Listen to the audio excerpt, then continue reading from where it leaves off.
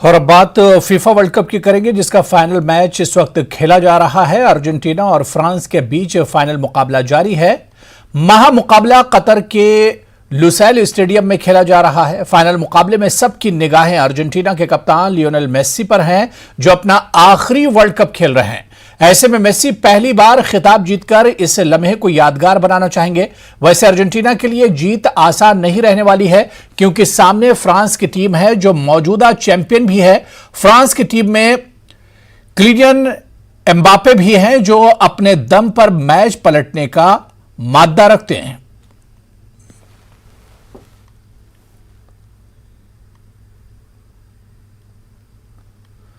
आधुनिक हथियारों से लैस स्वदेशी मिसाइल आईएनएस मोरमुगांव आज भारतीय नौसेना में शामिल हो गई है। रक्षा मंत्री राजनाथ सिंह ने मुंबई में आधुनिक सेंसर और रडार से लैस युद्धपोत इंडियन नेवी को सौंप दिया है।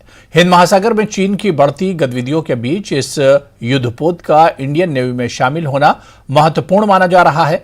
रक्षा मंत्री ने कहा कि आईएनएस मोरमुगांव भारत में निर्मित सबसे शक्तिशाली युद्धपोत में से एक है। यह भारत की समुद्री क्षमता में बढ़ोतरी करेगा।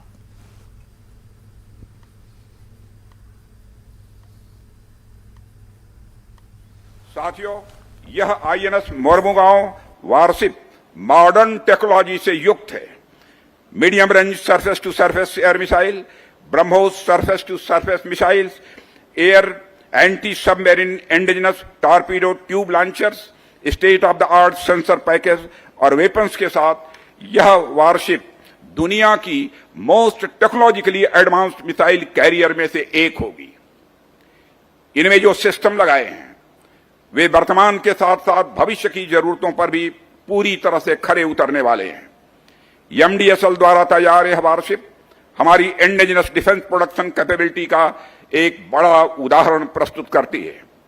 आज जब भी एमडीएसएल द्वारा निर्मित आईएनएस मोरमुगांव की सफलतापूर्वक कमीशनिंग हो रही है, तो इसमें कोई संदेह नहीं रह जाता कि आने वाले समय में हम न केवल अपनी जरूरतों के लिए बल्कि दुनिया भर की जरूरतों के लिए भी शिप बिल्डिंग करेंगे, ऐसा मेरा विश्वास है।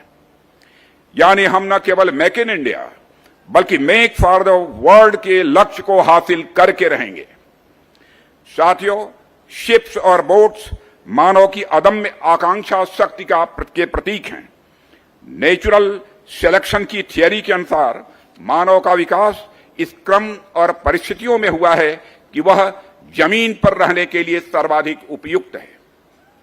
प्रकृति ने मानव के लिए अनेक सीमाएं निर्धारित की, जिसके चलते मानव को न ही मछलियों की तरह जल के अंदर रहने का गुण प्राप्त हुआ, न ही पक्षियों की तरह आसमान में उड़ने का।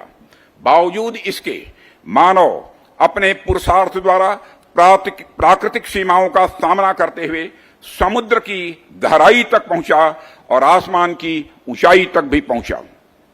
साथियों, जल पर यात्रा करना तो मानव के लिए एक तरह से असंभव सा लगने वाला कार्य है, पर मानव ने अपने विजडम, साइंस एंड टेक्नोलॉजी की नॉलेज और दक्षता यानी इंजेन्यूटी से इस असंभव से लगने वाले कार्य को भी संभव करके दिखाया है।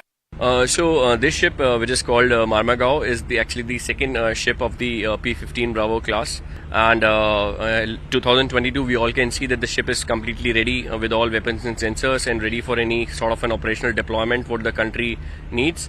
ना ही सिर्फ अपने वेपन्स एंड सेंसर्स यूज करना जरूरी है, ये भी जरूरी है कि हम दुश्मन को उनके वेपन्स एंड सेंसर्स आसानी से उनके वेपन्स एंड सेंसर्स हमारे अगेंस्ट काम ना कर पाएं। तो अगर उनके सेंसर्स हमें पिकअप ना कर पाएं, उसके लिए ज़रूरी है कि हमारे स्टेल्थ फीचर्स हाई हों, हमें आसानी से उनके सेंसर्स पे पिकअप ना किया जा सके। तो ये जहाज़ को जो निर्माण किया गया है वो इस तरीके से किया गया है, स्टेल्थ फीचर्स प्रोवाइड किए गए हैं, डिज़ाइन इस तरीके से किया गया है ताकि वो एनिमी सेंसर्स पे आसानी से पिकअप ना किया जा सके और हमारा जहाज़ उनके पास तक भी आ पाए तो भी उन्हें काफ़ी मुश्किल आए उस पॉइंट पे पहुंचने पे जब वो हमें पिकअप कर पाए। The role of this warship will be to become part of the fleet, operate with the fleet for whatever missions the fleet requires it to vessel fleet. कोई भी जहाज एक सिटी की तरह रहता है।